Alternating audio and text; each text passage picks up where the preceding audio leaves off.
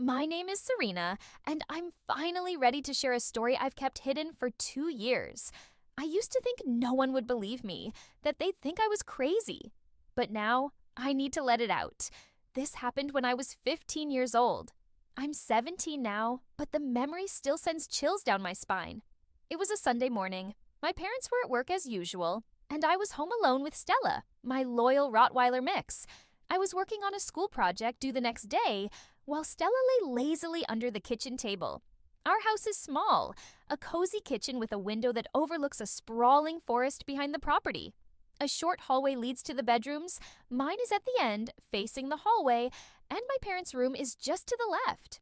As I was finishing my project, a faint scratching noise came from the front door. I glanced at Stella to make sure it wasn't her, but she was still lying under the table. Curious, I got up to peek out the kitchen window, but there was nothing. Maybe it was just a fast-moving animal, I thought. Shrugging it off, I sat back down to work. About 20 minutes later, I had finished my project and went to the fridge for a drink. That's when I heard the scratching again. This time, Stella jumped up and padded toward the door, growling low and steady. My pulse quickened. I looked outside again, still nothing. Deciding to play it safe, I told Stella to follow me to my bedroom. With the door closed behind us, I tried to distract myself by scrolling through TikTok. That's when I heard it. My mom's voice calling my name.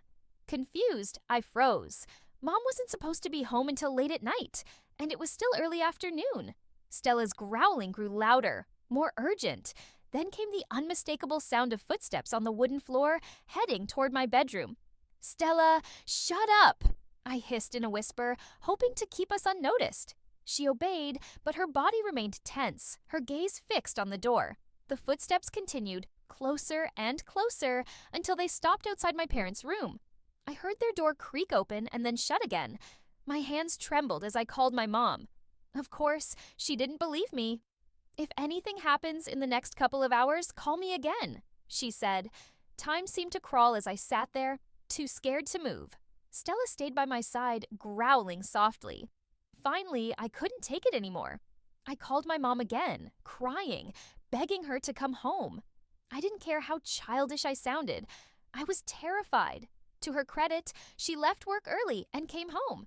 When she walked through the door, I bolted toward her with Stella at my heels. Mom was annoyed at first, dismissing my story as overactive imagination.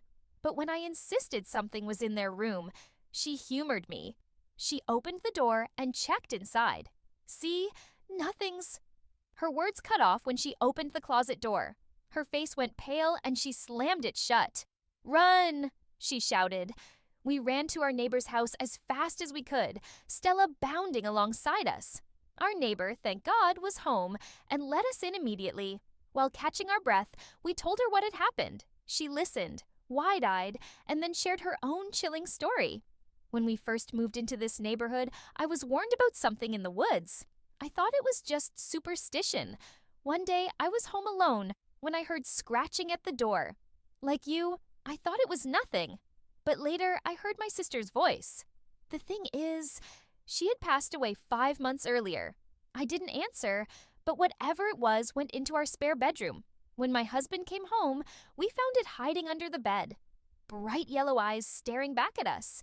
We ran and never looked back. By the time my dad and the police arrived, we were all shaken. The officers checked the house, and when they came out, they looked as terrified as we felt.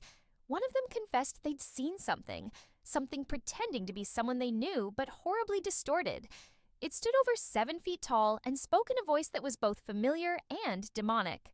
We stayed with our neighbors that night and moved out temporarily. Months later, we returned home, hoping it was gone. For half a year now, nothing has happened.